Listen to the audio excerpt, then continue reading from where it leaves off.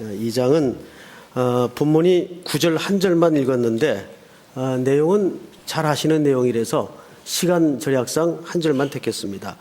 그러나 우리가 한 절서부터 1절서부터 쭉 한 절 한 절 살펴봐야 9절의 의미를 또 알 수 있기 때문에 우리 본문을 좀 보도록 하십시다. 수일 후에 예수께서 다시 가버나움에 들어가시니 집에 계신다는 소문이 들린지라 많은 사람이 모여서 문 앞까지도 들어설 자리가 없게 되었는데 예수께서 그들에게 도를 말씀하시더니 아마도 예수님이 어느 한 집에서 보통 이제 학자들은 이 집을 예수님의 그 제자인 베드로의 장모의 집이 아니겠는가 이렇게 추정을 합니다. 이 집에서 도를 말씀했다는 것은 하나님의 말씀을 얘기합니다. 로기오라고 돼 있어요. 하나님의 말씀을 이제 가르치셨던 것 같아요. 이때 해프닝이 벌어져요. 2절을 보니까 3절을 읽겠습니다. 사람들이 한 중풍병자를 4사람에게 메워 가지고 예수께로 올세 무리들 때문에 예수께 데려갈 수 없으므로 그 계신 곳에 지붕을 뜯어 구멍을 내고 중풍병자가 누운 상을 달아내리니 5절 같이 읽겠습니다. 시작.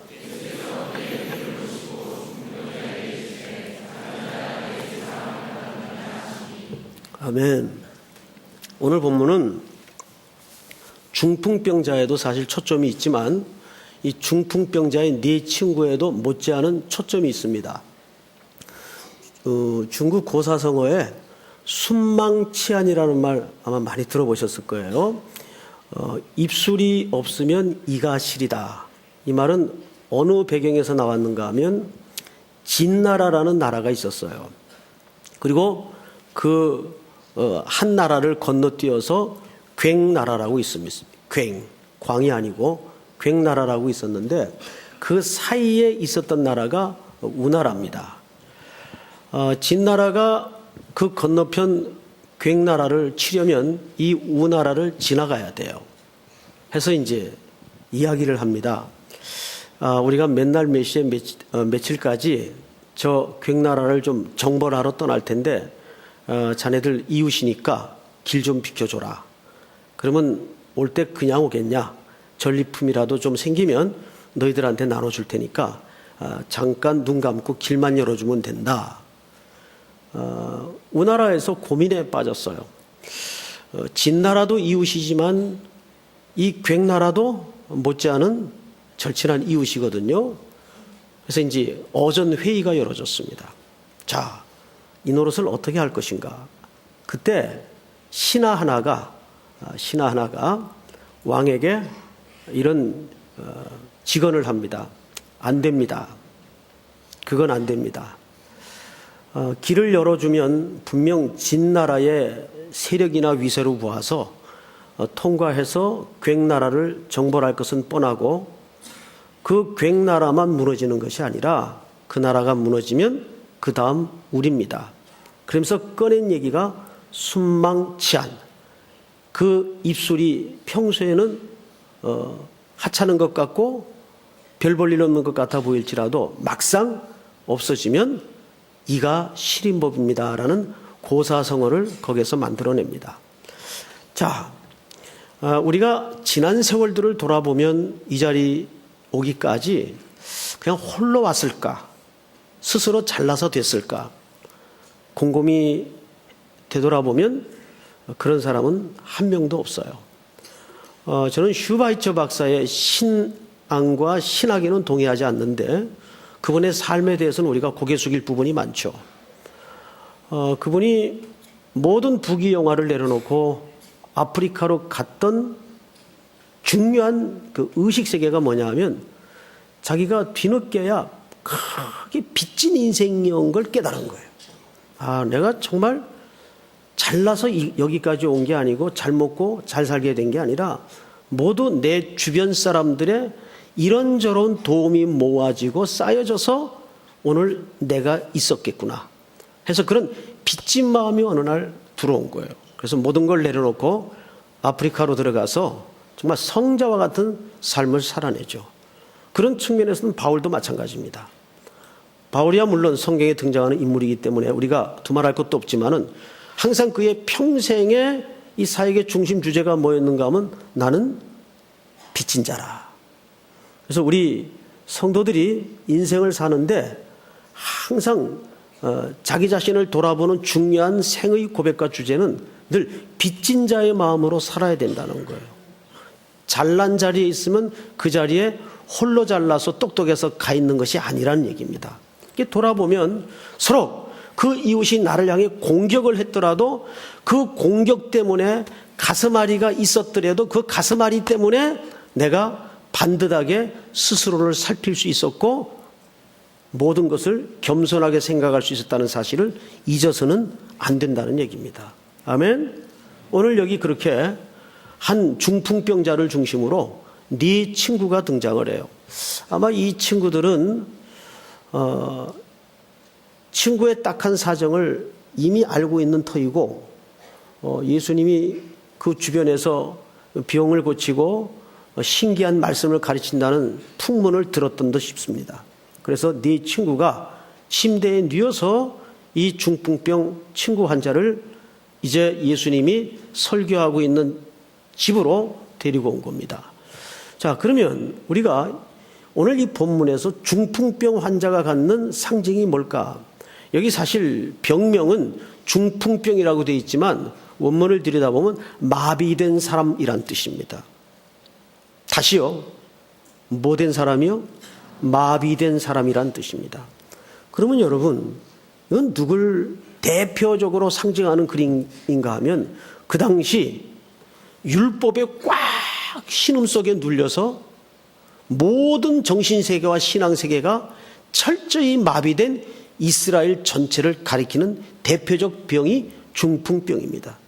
성경에서는 안진뱅이 또는 중풍병 이런 병명이 등장하는 이유가 그 병명들이 반드시 회복이 되고 고쳐질 때 고쳐졌다, 회복됐다, 치료됐다라는 의학용어로 끝나는 법이 없어요.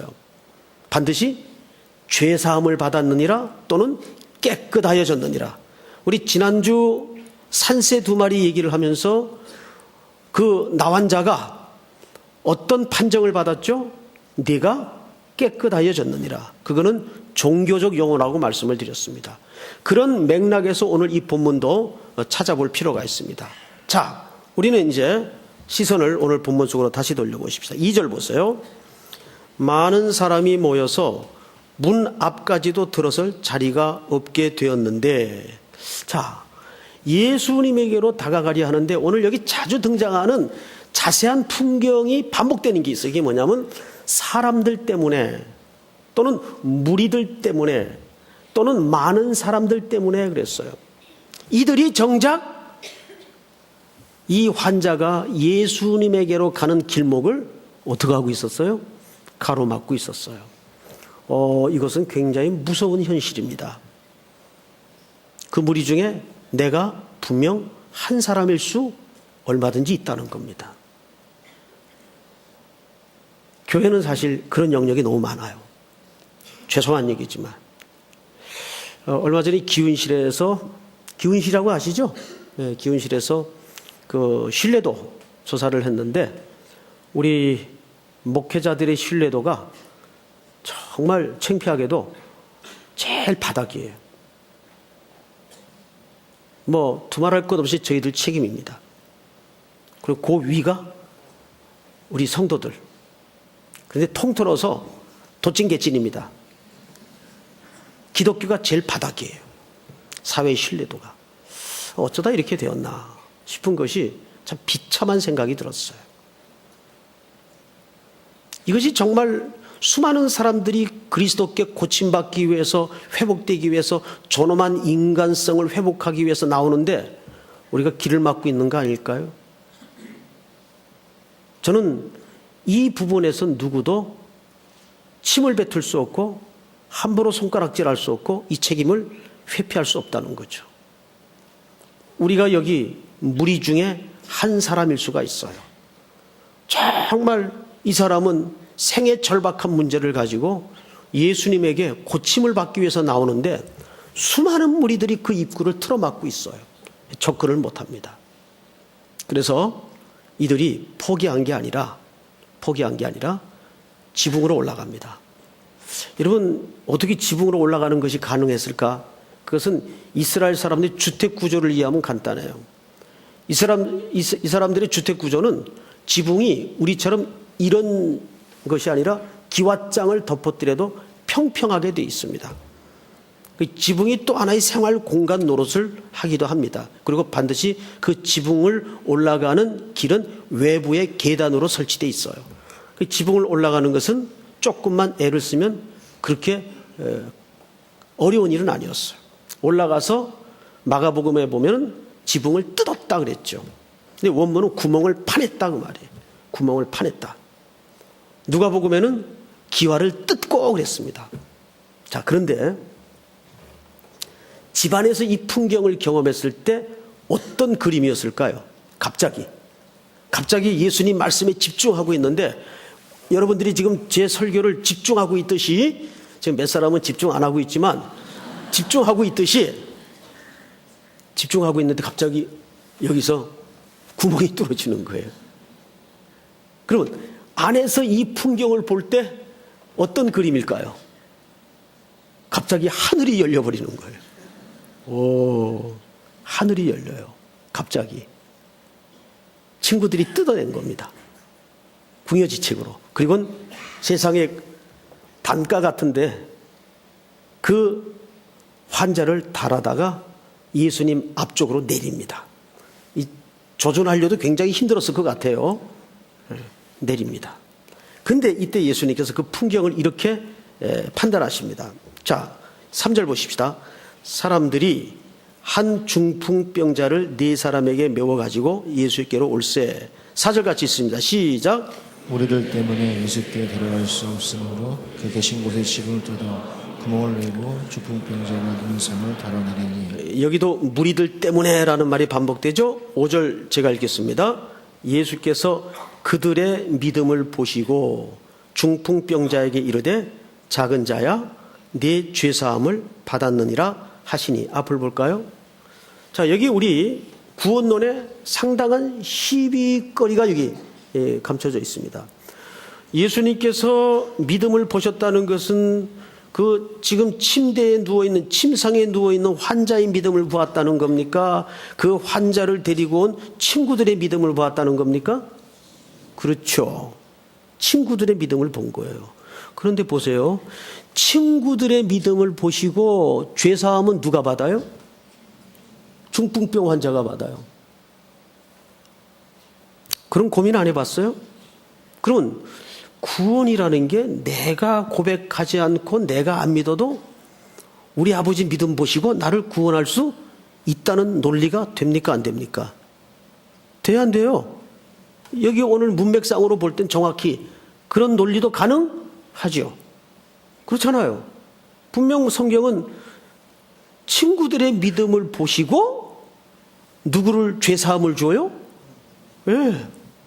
중풍병 환자의 죄사함을 선언해버립니다. 이건 우리가 배운 구원론은 일단 아니잖아요. 아버지가 신포도를 먹으면 아들이 이가 시려요? 그건 아니잖아요. 이건 성경에 나오는 얘기예요. 자, 그럼 이게 뭘까? 도대체 이 말 속에는 과연 구원의 문제를 설명하는 거냐, 아니면 또 다른 메시지가 이 속에 감춰져 있는 거냐? 저 목사님은 쉬운 것도 저렇게 어렵게 만들더라. 은사가 있어, 은사가. 아니, 내가 은사가 있는 게 아니고 성경이 물론 우리가 피상적으로 읽을 수도 있지만 그만큼 넓고 깊어요. 저는 아버지의 욕심으로 여러분들 한 사람 한 사람에게 이 성경의 바닥을 한번 치게 하고 싶은 욕심이 있어요. 여러분, 그 맛을 한번 붙잡히면 이 말씀이 주는 위력과 말씀이 주는 능력이 얼마나 내 인생을 복되게 하는지 그거는 설명할 수가 없어요. 금년에는 꼭 3.1운동 이루어서 여러분들 영혼의 독립이 이루어지기를 축복합니다. 아멘. 오늘 처음 또 참석한 분은 웬 3.1운동? 자, 이 질문에 대해서 우리가 좀 풀어가 보도록 하겠습니다. 본문을 다시 보십시다. 5절. 5절 예수께서 그들의 믿음을 보시고, 자, 앞을 보세요. 이 보시고라는 말이 에이도라는 말이에요. 이 말은 이런 뜻입니다. 그들의 믿음 때문에 이 친구를 불쌍히 여겨서 고쳐줬다, 그 말이 아니에요. 정확히 번역하자면 이런 뜻이 됩니다. 그 친구들의 믿음을 판단하시고 그랬어요. 자, 그러면 그 친구들의 믿음은 어떤 믿음이에요? 어떤 믿음이에요? 간단해요. 예수님이면 고치겠다는 그런 믿음보다는 그냥 이제는 인간의 자연적인 섭리와 방법으로는 이 마비된 환자가 스스로 일어날 수 있는 여망과 방법과 가망이 없다는 걸 알아요. 곁에서 일상을 경험하면서 보았기 때문에 이 환자가 처해 있는 절망스러운 상황을 너무 잘 알아요. 그래서 이 친구를 데리고 소문을 따라 예수님을 찾아온 겁니다. 왜 찾아왔을까요? 믿음이 좋아서 찾아왔을까요? 아니에요. 믿음이 좋지 않아도 이런 자연적인 법칙에 묶여있는 이 환자를 예수님에게 데려온 이유는 하나예요. 쉽게 얘기하면 여기라도 한번 가보자. 여러분, 이건 믿음이 없어도 누구든지 이런 상황이면 충분히 할 수 있는 행동입니까? 아닙니까? 충분히 할 수 있어요.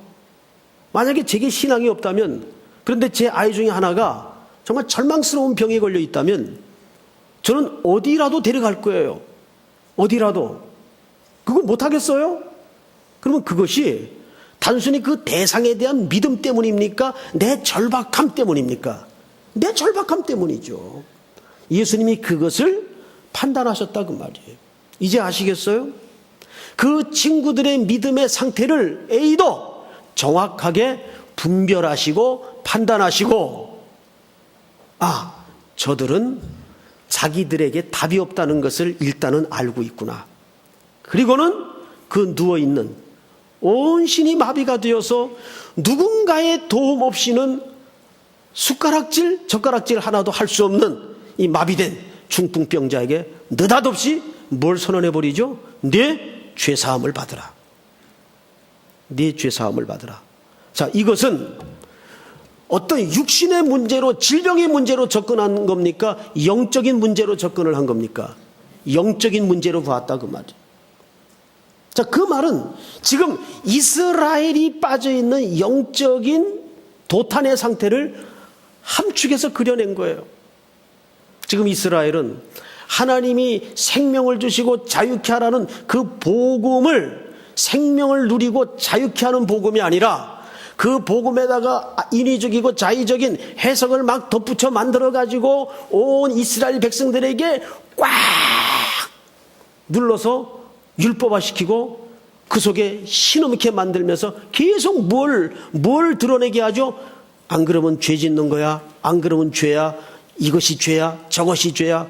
613가지를 만들어가지고 백성들을 수고하고 무거운 짐진자의 그늘 속에 오랜 세월을 속박시켜 놨다고 말이에요. 그것을 대변하고 그것을 상징하는 그림이 뭐냐면 지금 이 단가에 누워있는 중풍병 마비된 환자의 그림이에요. 이것은 전체 이스라엘의 율법 아래 생명을 주고 자유를 주는 율법이 아니라 죄를 정죄하고 인간을 비인간화시키고 하는 그런 마비 상태에 빠져있는 이스라엘 상태, 아니 그 시대의 상태를 이렇게 한 환자로 묘사를 한 겁니다. 그 환자에게 대번에 예수님이 선언하셨던 말씀이 뭐예요? 네 죄사함을 받으라. 너무 간단하게 죄를 사해버리셨어요. 왜? 이것이 영적인 문제라는 걸 예수님이 알기 때문에. 단순히 질병의 문제가 아니었어요. 그러나 이 친구들은 어떤 기대를 가지고 여기에 이 환자, 이 친구를 데리고 왔을까요? 육신의 회복과 치유의 기대를 가지고 아마 이 환자를 데리고 왔을 겁니다. 그걸 예수님이 정확하게 판단하셨다, 그 말이에요. 그리고는 바로 네 죄사함을 받으라. 자, 이것 때문에 이제 어떤 난리가 나는가 한번 보십시다. 성경을 보세요. 6절. 어떤 서기관들이 거기에 앉아서 마음에 생각하기를 이 사람이 어찌 이렇게 말하는가? 신성모독이로다. 오직 하나님 한 분 외에는 누가 능히 죄를 사하겠느냐? 자, 앞을 보실까요? 이 말을 누가 했죠? 서기관들이 했어요. 그런데 오늘 이 본문에는 서기관만 등장을 하지만은 이 회종 가운데에는 대표적인 종교인들 중에 대표성을 가진 서기관들과 바리새인들이 같이 섞여 있습니다. 이들이 왜 여기에 앉아 있었을까요? 진리에 대해서 배우고 싶어서? 아닙니다. 이런 거예요. 그냥 수첩 들고 예수님 비판하고 정치적으로 잡기 위해서 토시 하나 안 틀리게 받아 적는 거예요. 혹이라도 말 실수하는 거 없나? 그래서 설교 시간에 제가 적지 말라는 거예요. 설교 시간에 적지 마요. 적는 사람들 겁나요. 왜냐하면 제가 캐나다에 제 친구 교회 집회를 오래전에 갔었어요. 집회를 끝나고 돌아왔는데 거의 책 한 권 분량의 편지 봉투에다가 두툼하게 소포로 하나 날아왔어요. 그래서 이제 뜯어봤어요. 그랬더니 첫 시간부터 마치는 시간까지 제가 설교한 내용을 다 받아 적어서 맞춤법, 표현, 용어 이런 단어를 써도 되느냐? 미주알, 고주알 얼마나 작은 시비를 걸어놨는지 한 10페이지가량이 돼요. 제가 끝까지 다 읽다가 너무도 기가 막히고 어이가 없어서 그걸 그냥 참고 넘어갔어야 되는데 제가 전화를 했어요. 네? 그런 시간이 있으면 예배 시간에 은혜 받을 생각 하시라고, 왜 이런 거 하시냐고. 물론 이제 정중하게 얘기했죠. 어른인데 험하게 얘기할 수가 없잖아요. 근데 후에 친구가 전화가 왔어요. 야, 혹시 편지 안 받았냐? 받았어. 아, 너한테도 보냈구나. 그리고 오는 강사마다 그렇게 받아줬고 편지를 보내는, 이분은 그게 사명이에요. 아, 정말 이런 분들 계시면 목회 힘들죠. 이 목회라는 게 무슨 엄청난 고난이 있어서 힘든 게 아니라 이건 자잘한 게 힘든 거예요, 사실은. 별거 아닌 것 같은데. 그런데 사실 거기에 많이들 무너져요. 지치고.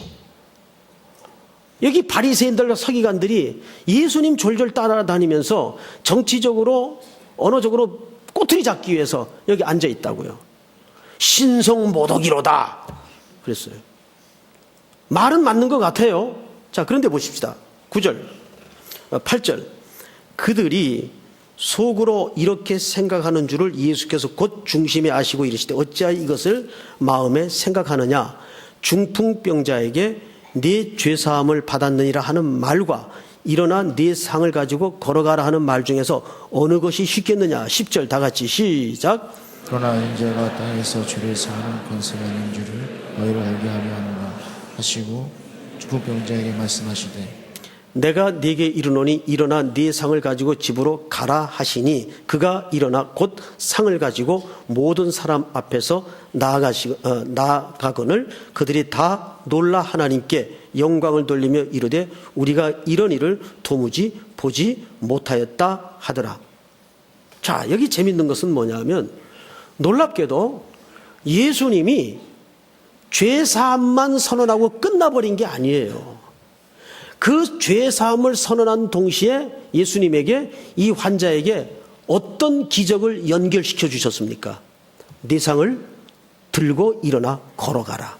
그러면 육신의 질병도 고쳤다는 얘기예요? 안 고쳤다는 얘기예요? 고쳤다는 얘기예요. 자, 여기에 우리 기독교인들이 이분법적이거나 이원론적인 사고에 빠질 함정을 예수님이 방지한 겁니다. 예수님은 자연을 통해서 자신의 뜻을 드러내시고 통치하세요. 자연 질서는 인간의 질서입니까? 인간의 논리입니까? 아니죠. 자연 질서도 누구의 질서요? 누구의 논리입니까? 하나님의 질서요? 하나님의 논리입니다. 그런데 이 자연 질서가 죽었다 깨어나도 범접할 수 없는 질서가 있어요. 그거는 신적인 권위에서 나오는 죄사함의 영적인 문제입니다. 이거는 인간의 영역이 건드릴 수 있는 문제입니까? 건드릴 수 없는 문제입니까? 건드릴 수 없는 문제예요. 근데 예수님은 먼저 병을 고쳤어요. 먼저 죄사함을 선언하셨어요. 먼저 죄사함을 선언하셨어요. 여러분, 우리가 인간답게 살고 인간의 존엄함이라는 것은 병이 고쳐진다고 되는 문제가 아니죠. 먼저 우리가 끊어졌던 하나님과의 만남이 이루어질 때 우리가 참 인간이 되면서 거기에서 무엇도 고쳐지는 겁니까? 육신의 질병도 고쳐지는 거예요. 그러니까 영적인 문제와 육체적인 문제가 별개의 문제요, 분리된 문제입니까? 동일한 문제입니까? 이게 동일한 문제라는 거예요. 그런데 그 두 질서가 다 누구의 통치 아래 있다는 겁니까? 하나님의 통치 아래 있다는 거예요. 일반 성도들 가운데 이런 신앙의 잘못된 이분법적 원리에 갇혀가지고 자연 질서는 불신앙이라고 생각을 해서 그걸 신뢰하지 않아요. 약 주면 어떻게 예? 신앙으로 고쳐야지. 예수 믿는 사람이 약을 먹어? 어떻게? 예? 이게 들은 게 다 나오게 돼 있어요. 본 게 다 나오게 돼 있어요. 그래서 약봉지 막 휴지통에 버려요. 실제 그런 분들 의외로 많아요. 기독교인들 가운데. 병원 안 가. 그리고는 기도로 고친다고 그러고 금식에서 고친다고 그러고 사람이 완전히 망가져가지고 치료 불가능한 상태에 빠져 있는 경우들이 많아요. 특별히 기도원 같은 데 가면 가끔 전화 와요. 얘 좀 데려 내려가라고. 그 올라가 보면 금식을 해가지고 애가 제정신이 없어요. 해롱해롱 해가지고 뭐 나보고 예수 믿냐고 막 물어보고 응? 애가 정신이 반 나가 있는 거예요. 여러분, 우리가 하나님의 통치라는 건 뭐냐면 이런 초자연적인 질서도 그분이 주관하지만 특별히 영적인 문제, 죄사함의 권세, 그분의 소관이지만 자연 질서도 누구의 통치에 있는 겁니까? 의사 선생님들을 통해서 제가 작년에 갑자기 돌발성 난청이 왔어요. 이거는 병원에 얼마나 빨리 가냐가 치료의 관건이래요. 그래서 뭐 선교하다가 왔다 갔다 하다가 조금 늦었는데 다행히 그 타이밍이 아주 늦질 않아서 이제 우리 교회 그 한대에 계시는 이비인후과 과장님이 한 분 계세요.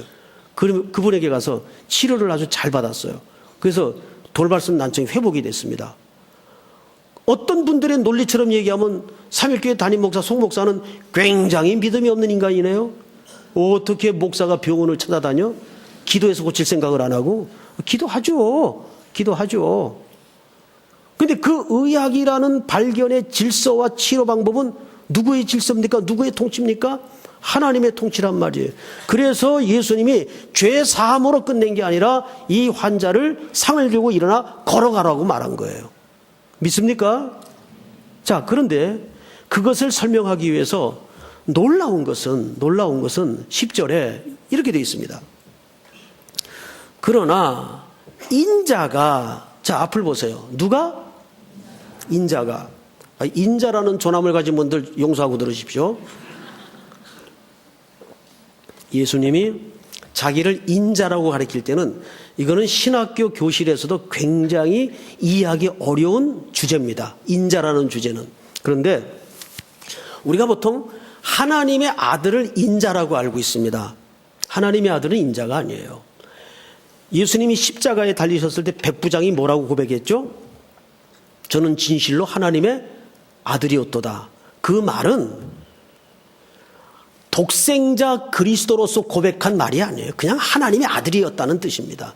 자, 여쭤볼게요. 여러분들도 하나님의 아들입니까? 아닙니까? 웅얼웅얼 하지 마시고 확실하게 대답하세요. 여러분들도 하나님의 아들이에요? 아니에요? 아들이죠. 송태근도 볼품없는 사람이지만 하나님의 아들이에요. 그 예수님도 하나님의 아들이고. 그러니까 하나님의 아들이라는 말은 인자라는 말하고는 다른 말이에요. 이 하나님의 인자라는 개념에 유일하게 똑똑한 고백을 했던 인물이 누굽니까? 베드로예요. 주는 그리스도시요 하나님의 아들이라 할 때 그 아들은 백부장이 했던 고백과 다릅니다.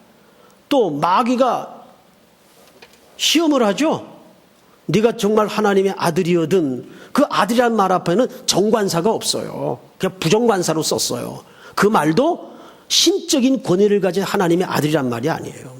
그러면 여기에서 인자라는 말이 무슨 말인가 하면 우리 시간이 갔어도 한 군데만 찾습니다. 다니엘서 7장. 다니엘서 7장. 다니엘이 희미하게 오실 메시아에 대한 그림을 보게 됩니다.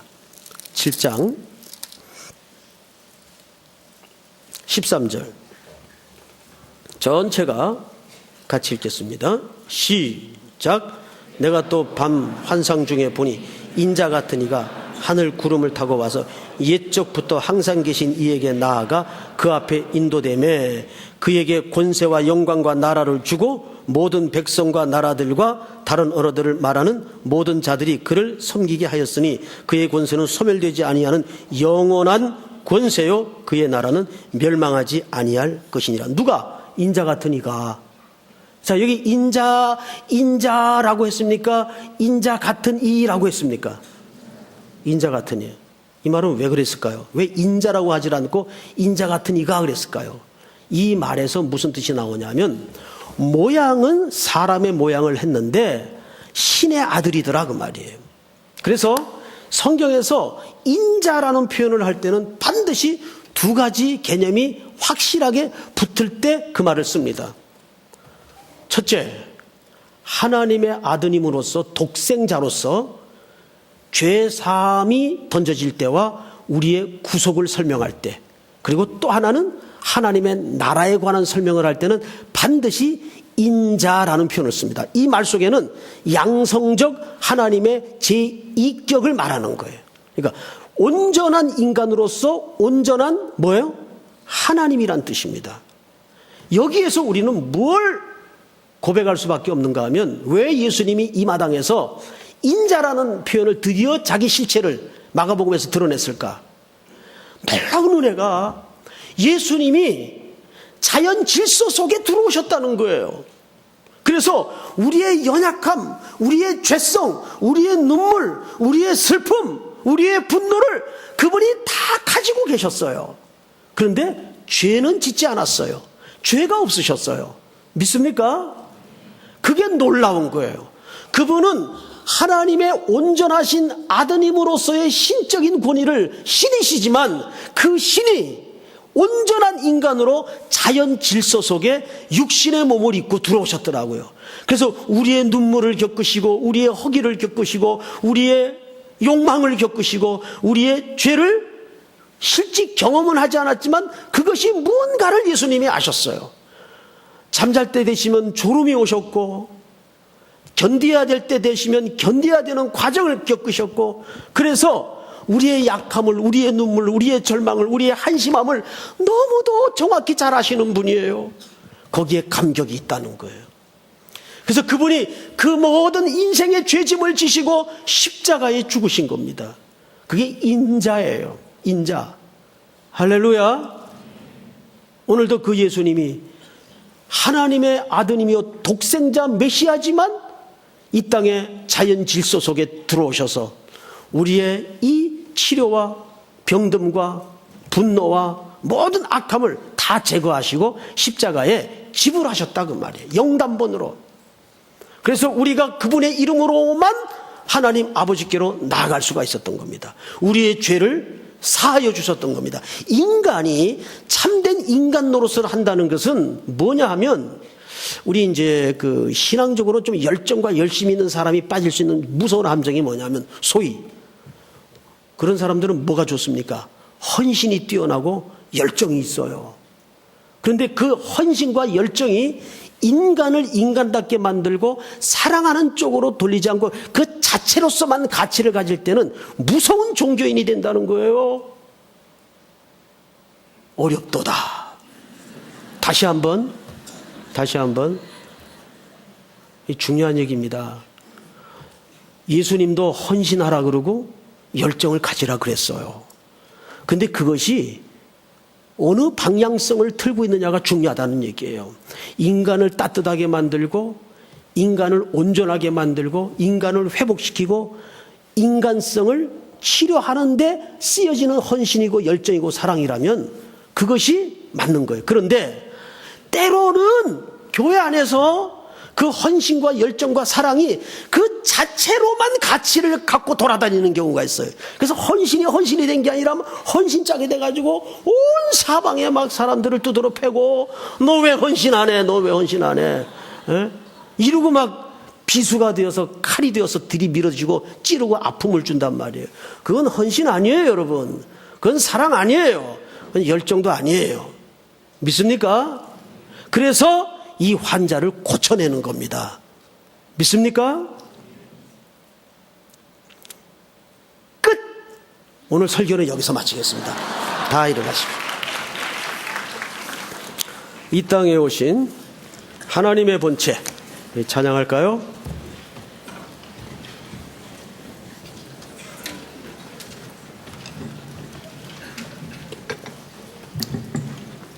이 땅에 오신 하나님의 본체,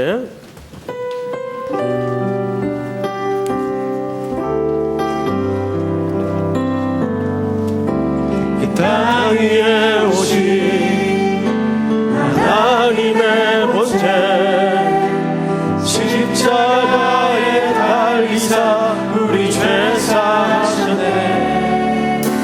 하나님이 그를 지극히 높여 모든 이름 위에 뛰어난 이름을 주사 우리 예수의 이름 앞에 절하고 모든 입이 주를 시인해 영광 중에 오실 주를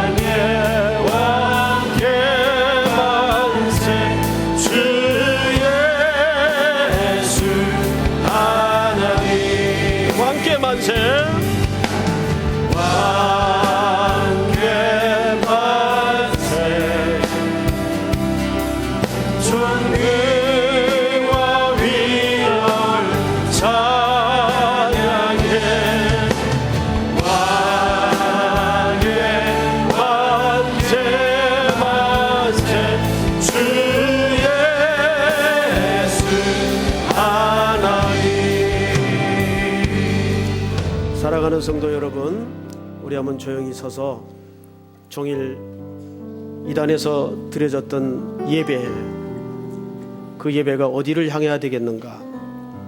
예배는 예배 행위 자체로 끝나면 그건 그냥 형식적이고 종교적인 예배일 수밖에 없습니다. 이 예배가 확대되고 확장되어서 삶의로까지 제몰이 되고 이어질 때 예배는 예배됩니다. 이제 내일부터 시작되는 대만 선교를 위해서 기도해 주십시오. 저도 함께 동행을 하는데 우리 모든 대만의 팀들이 가서 그 우상의 땅, 어둠의 땅에 생명을 살려내고 참된 인간으로서의 형상이 회복되도록 복음이 따뜻히 선포되게 하여 주시고, 특별히 우리의 열정과 헌신이 사람을 살리고 사람에게 격려를 주고 사람에게 힘이 되는 열심과 사랑과 헌신이 되도록 은혜를 주시옵소서. 우리 다 같이 한번 오늘 주신 말씀도 한 주간의 승리로운 삶을 위해서 우리 다 같이 힘을 내서 주여 부른다며 소리내어 기도합니다. 주여! 사랑하시는 아버지 하나님, 감사합니다. 오늘도 우리들에게 정일스러운 기단에서 하나님의 말씀을 듣게 하시고 예수 그리스도의 분의 앞에 머리를 수 있도록 감사합니다. 우리의 헌신이 헌신에서 바뀌지 않도록 도와주시옵소서. 하나님의 신실한 약속, 신실한 은혜가 저들 가운데 드러내고 나타날 수 있도록 인도하여 주시오기를 간절히 원합니다. 우리 주께만 왕이 되게 하시고 우리 주께만 만세를 귀한 은혜가 있도록 인도하여 주시오기를 간절히 원합니다.